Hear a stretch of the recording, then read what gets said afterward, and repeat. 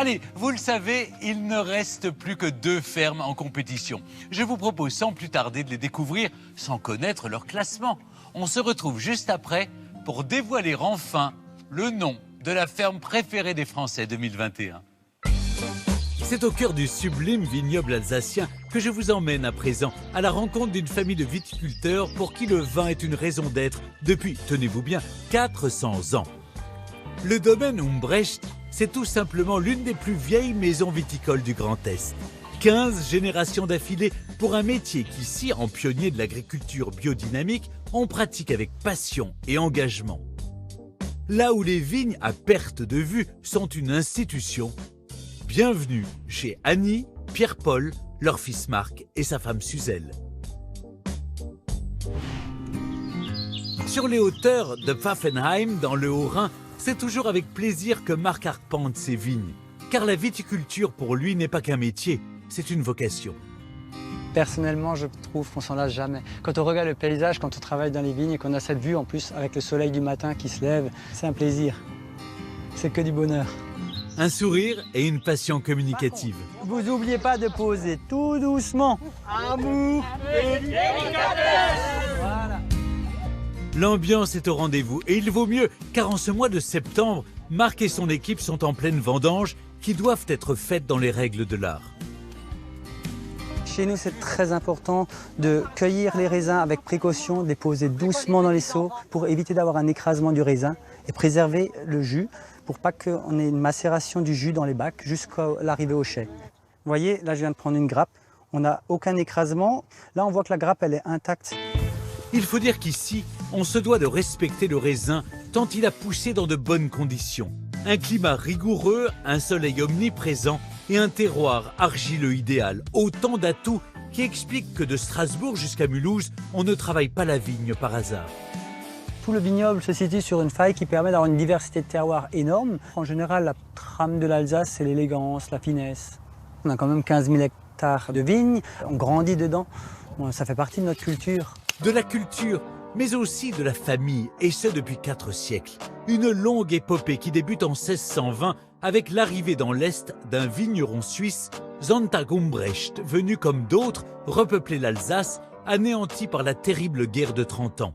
L'activité se perpétue alors de père en fils. Il faut dire que jusqu'à Pierre-Paul, le père de Marc, on n'avait pas vraiment le choix.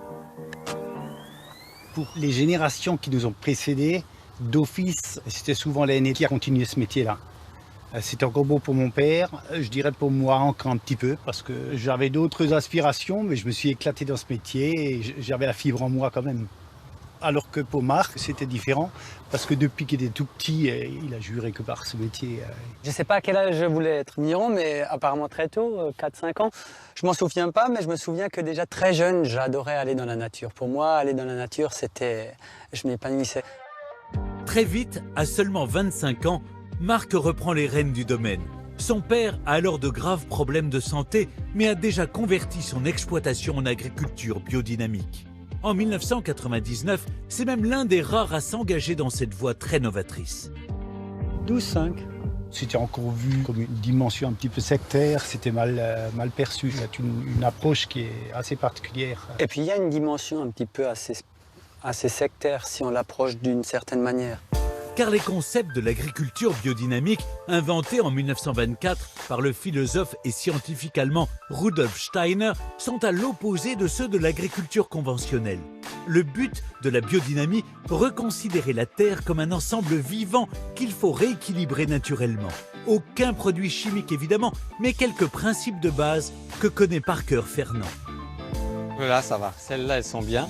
Employé au domaine, il se charge notamment des préparations qui nourriront les sols à base surtout de plantes qu'il va récolter dans les nombreux bois surplombant le vignoble.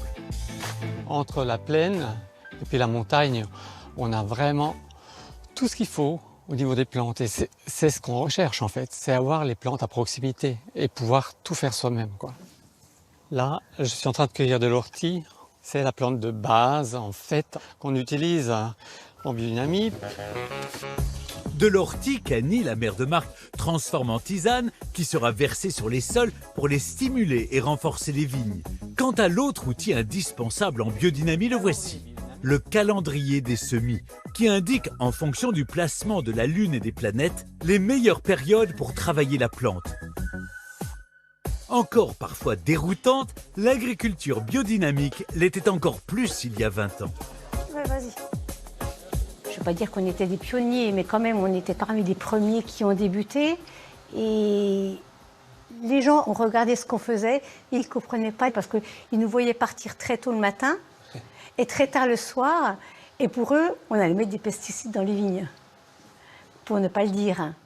Aujourd'hui, les mentalités ont changé. De plus en plus de viticulteurs s'intéressent à cette agriculture respectueuse de l'environnement et de l'humain et qui, lors de la vinification, bannit tout ajout de sucre et d'acide. Il faut quand même surveiller les équilibres. Donc c'est important d'avoir un suivi constant et puis en même temps on goûte. Il faut vraiment le suivre comme un bébé, être toujours là pour vérifier que tout se passe bien et pouvoir intervenir de manière le plus naturelle possible dès que c'est nécessaire. C'est ainsi qu'en cave, Julia le Riesling côtoie Charlotte le Crément. J'aime bien leur mettre des prénoms parce que ça garde le côté vivant. Je voulais que ce soit la continuité de toute la vie qu'on met en place dans les vignes et dans notre manière d'être. Je trouve c'est sympa quand on va faire un soutirage de se dire aujourd'hui je vais soutirer Charlotte ou je vais soutirer Augustin. C'est quand même plus agréable que de se dire on va soutirer le Crément numéro 4 ou le numéro 36. Une attention et une proximité qui définissent aussi cette famille de viticulteurs sincères et passionnés où chacun a su trouver sa place. Suzelle, la femme de Marc, s'occupe ainsi de la vente directe. Et le moins que l'on puisse dire, c'est qu'elle sait partager sa passion. C'est important de venir voir le vigneron qui il est, voir que c'est pas juste des mots, juste du commercial. C'est vraiment, on le vit complètement ce qu'on fait. Quand j'ai rencontré Marc, ça a été très très évident, très vite. J'ai très vite aidé dans les vignes et je me suis rendu compte à quel point je me sentais à ma place près de lui pour l'accompagner dans cette passion. Marc, il se réveille le matin, il est heureux, il va rejoindre ses vignes chéries. Pour moi, c'est merveilleux d'avoir un mari épanoui, heureux, passionné dans ce qu'il fait. Une façon toujours plus positive d'aborder son agriculture. C'est peut-être la clé de la longévité de cette famille.